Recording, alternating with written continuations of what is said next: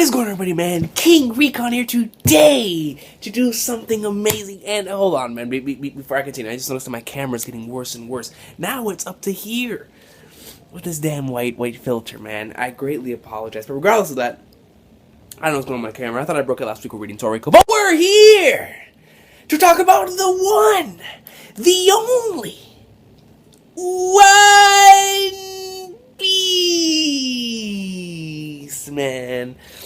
And this is my whole thing, right? The reason why this video is so late is because I was waiting for the Viz translation. Now, usually, I get asked to do a live reaction to One Piece chapters, which I'm really shocked that I wasn't asked to do one for this one, because this week, it was pretty crazy. But regardless of that, I wasn't asked by anybody to do a reaction this week, so I said, you know what? It's time to do a discussion. It was like old times. So I went in there, I read the chapter. That was the first chapter I read. But there was a couple things that I just had to wait for the Viz translation in order to accurately talk about in a discussion video. And I'm going to bring those up later on in the video, but I had to wait because I needed confirmation from an accurate, from an actual source that is the closest to the source material that is in Japan from Oda's words. Because some of these translations, you know, you never know if they're really accurate or not, so I have to depend on the Viz translation for giving me the most accurate translation we can get available here in North America. So I decided to wait, and this is what we got, man. So let me go ahead and start with the amazing cover and color page. The cover page was absolutely great. I absolutely loved it, and it was just awesome to see One Piece back from hiatus. It was really cool. And then the color page, man, with the film gold. Listen, everyone looks beast in that freaking cover page, man. I can't wait to watch this movie. This might have to be one of those films that I will watch bootleg. I mean, and we're not talking about bootleg. I'm talking about extremely bootleg, son. So I'm looking forward to that. I can't wait to watch that film. It's gonna be awesome sauce. I've rewatched that trailer so many times, and with all the freaking hype surrounding everything, it's just I can't wait for that game or that game. Freaking shout out to Burning Blood, by the way. But yeah, I cannot wait for that movie. That film is going to be phenomenal. So let's go ahead and start off with, because I'm not really going to go through page for page what happened in the chapter, but I do want to talk about a couple things that I found very interesting with the chapter, which was a lot of stuff. So let's go ahead and start off with one of the reasons why I decided to wait for the Viz translation. That's with Pedro. And with Pedro, he basically stated that in order to that retrieving Peckhams would be nice, but it would also be difficult. And this leads me to believe that, because he also stated that to not worry, and because then they have to be really, really careful not to run into any enemies. So Pedro obviously knows that the caliber of the enemies, of the guys in Big Mom's crew, maybe of the big heads in Big Mom's crew, because he has been very he's been the most cautious of them all. He wants, out of everyone, he wants to be on a solid snake stuff the hardest, man. Stealth mode going in, din, you know what I'm saying? My man Pedro wants to sneak up in there, man. Give him the headband, give him the silencer, he'll go in, right? But and we know how weird he's been acting as of late. So, and I don't think he's a traitor by any means. I don't think he's a traitor. After what we saw from him back there with Kaido, and the way that no. My boy is not a traitor, man. I will not accept it. But he is hiding something. Now, what he is hiding, I'm not sure, but it definitely has to do something with Big Mom's crew, and it has to do something with their, possibly their top tiers. Because he does not want to run into any enemies. He said, let's take the route where we don't have to run into anybody.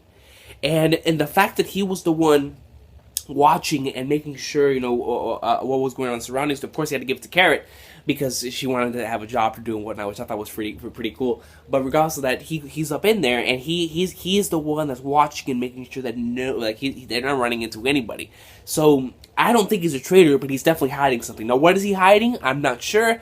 If any of you have any ideas, please let me know in the comment section down below. I would love to hear some. But Pedro is definitely does not want to run into anyone from Big Mom's crew. Anyone from Big Mom's crew. He could possibly be an agent. Not really a double agent, but an agent retrieving information from under the minks. And he might have run over there to Big Mom's, to Whole Cake Island and the entire 34 island vicinity over there, and he might have just gone around just trying to retrieve information. Now, my whole thing is this. The main reason why I waited for this translation for this particular part is for one statement, and I'm going to read it right here. Pedro states that he has been here once before. Once. And now, when it comes to how accurate the translation is, we can only hope that it is accurate. And how can we take that as in, okay, he has been here once before, but he's also been here multiple times? Or is it literally he's only been here once before? Because if he's only been here once, then that changes up the whole thing. Because it could have been a rescue mission. It could have been a one-time thing, kind of like how every single time Luffy goes up to an island, he only goes there for a one-time thing. He could have gotten off of Zoe. Zoe could have passed by Big Mom's island, and he could have passed by to get some supplies, and he found out all this stuff, crazy stuff that was going on.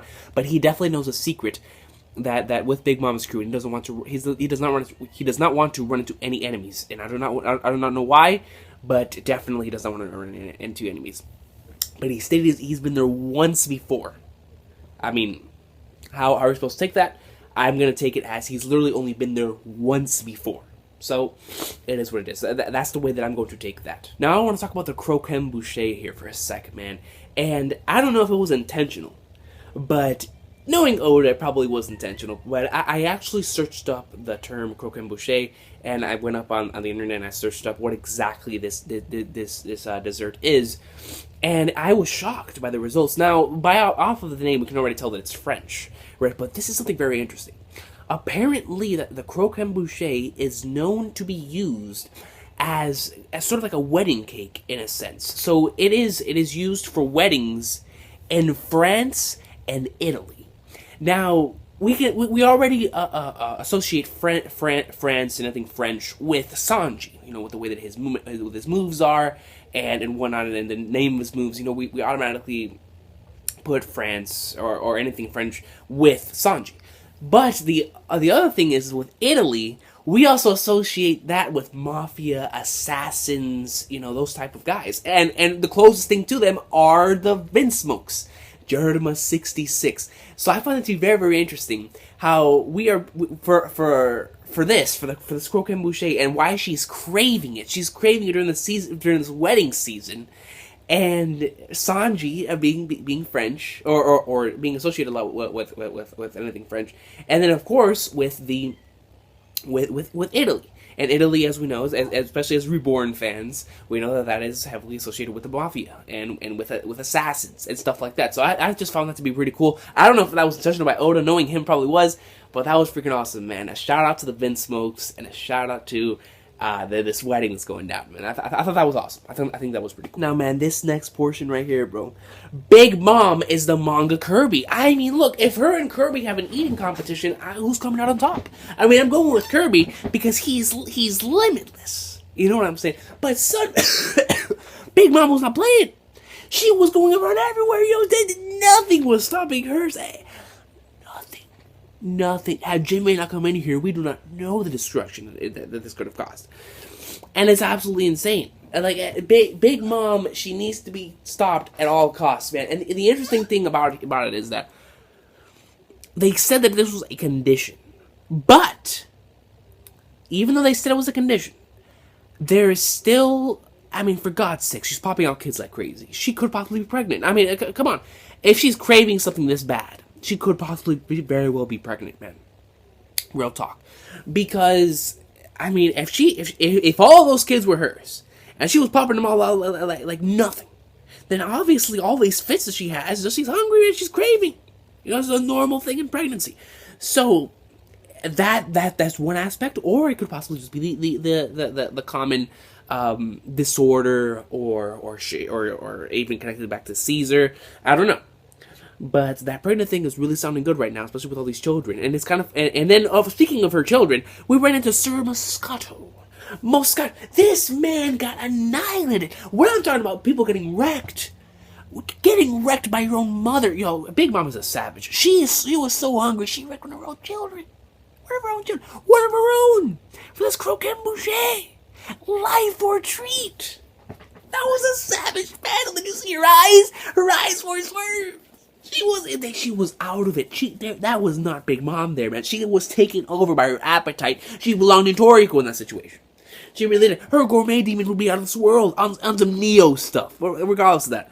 Regardless of that, man. Freaking Toriko greatness. Regardless of that. This is where we arrive at a point in the chapter where I needed to wait for the Viz translation. Number one, to make sure the years were correct with the 40 years. Man, 40 freaking years. That is crazy. But the other thing, the most important portion of this chapter that I've been talking to with all my friends is this particular part, and this is from the Viz Media translation. And I quote, "Stay calm, Moscato. If you get scared, she'll take your lifespan away." I'm gonna read that one more time. "Stay calm, Moscato. If you get scared, she'll take your lifespan away." This means that the ability works only if you are scared or if you are in fear of Big Mom. And for as big as she is and as insane, if this is a part of her hockey as well, knowing how hockey implements fear and conquering, got by the gods. Now, it's very interesting because Luffy, we know that Luffy doesn't really fear anything, so this ability wouldn't really work on him. However, now we know her influence is massive. Anyone who fears her is going to get destroyed. 40! She killed one of her sons so easily. 40 years! Now, where do those years go? For me, and I came up with this after rereading the initial thing through manga stream, and I noticed that the hat was alive. And when I saw that, I just thought about it. I said, what about if these 40 years, or let's just say that every time she does this, she transfers it into these inanimate objects. If she's not transferring it onto herself, because we don't know how old Big Mom is, if she's not transferring it onto herself, she has to be transferring somewhere. So if she's taking these years, let's say these 40 years in this case, and she's transferring into inanimate objects, which is why everything around her is alive, it makes sense. It makes sense. Now, how does she do it? How does she do this transfer? And does she do it at all? It has to be Big Mom. It has to be Big Mom. I don't care. It has to be Big Mom. So that is the most logical scenario I can come up with, is that she takes these 40 years and she transfers it onto these inanimate objects, and maybe onto herself as well, because we don't know how, and she has to have been around for a while in order for her to be popping out all those over 100 kids. All right, so get out of here. All right, she has to be giving herself age right there, and it's pretty cool because that also correlates with Julie Bonnie and her ability as well. But that's besides the point. For all of the people who have that theory of Julie Bonnie being one of her daughters, hell, that's more food. That's more food for your theory. But we continue. Then here comes my boy Jinbei, man, and I know Mac was happy. And Jinbei comes up in there like a savage. Forces, I'm talking about forces. Open your mouth, girl, and shove it in. And he puts the crooked bougie in there. And Big Mom was loving it. He was loving savage Big Jinbei. So I thought that was freaking awesome. And Jinbei comes up in there, and this is when we really get to find out just how big Big Mom is. Big Mom is massive. Jinbei's big, alright. Jinbei's a big dude. But Big Mom was towering over him easily. I mean, it was crazy. And in the final page, we get to have the confirmation that in the cover story, Jinbei was retrieving the poneglyph for her. For Big Mom. So I thought that was very, very interesting. Not only that, but Big Mom states, "You better not be leaving my crew, Jinbei." And we knew that Big Mom had Fishman Island as her territory, but she states that Jinbei was her loyal servant. Like oh, my loyal warrior of the sea, Jinbei. As in, Jinbei's done a lot of missions for Big Mom. But this is very, very interesting here. Because now we know why she wanted to take Fishman Island under her wing. Obviously, Jinbei wants to have someone powerful in order to protect Fishman Island. So, of course, Big Mom, being as powerful she is, and Jinbei always working for her, that was the best possible scenario. And in return, all they have to give her is candy. That's very good protection for candy. I mean, who wouldn't take that deal? But Jinbei has also been doing missions for her. I mean, her loyal warrior of the sea, Jinbei. So, along with these poneglyph, I'm going to assume that Jinbei's been doing a lot of stuff for Big Mom as well. Retrieving information and stuff like that. Maybe even sending other fishermen to retrieve information. She literally has eyes everywhere. Now that we know that Jinbei is one of her loyal people have been the most loyal to her, she has eyes everywhere. She could very well have eyes all around the world at all times. Because if she has fishmen, And she could very well have some people in the skies. She very well have some people all around sun. She has eyes everywhere. Everywhere. And that's crazy. That is influence. That is Yonko influence, man. And it's absolutely crazy. And that was the end of the chapter, with Big Mom saying, "You better not be thinking about leaving my crew, Jinbei." And that was spooky. That was extremely spooky, with a crazy panel. But overall, very interesting chapter this week. Very, very interesting stuff this week, with a lot of stuff I need to confirm to the Viz Media translation. But overall, it was a good sauce of a chapter. Good sauce of a chapter. I can't wait for next week. I can't wait to see what Jinbei's about to tell Big Mom. And just to continue on with this adventure, man, Whole Cake Island has been absolutely awesome so far. From just intrigue and interest, dude. We want to know more. And Oda gives us little, but then he keeps so much in question. Like, what really is Big Mom's ability? And, what truly is the extent of that ability? Because that's crazy. That's crazy. 40 years. So, definitely interesting stuff. Oda's bringing the fire, and I can't wait for more. I honestly cannot wait for more. But let me know what you guys think. Are you excited for these chapters of One Piece, man? They're freaking awesome. Plus, I apologize for having these videos out late. And please let me know any theories that you have, for what Jinbei's going to state for Big Mom's Devil Fruit ability, or for possibly even the Pedro stuff. Just let me know what you guys think. Believe in Pudding 2016. I'm still a part of the Pudding train. You guys have not today. One Piece greatness. And this video was awesome to make, man. I was so happy to talk about One Piece again, and I'll see you guys next time. Yeah, we're not on break this week, so I'll see you guys on Thursday.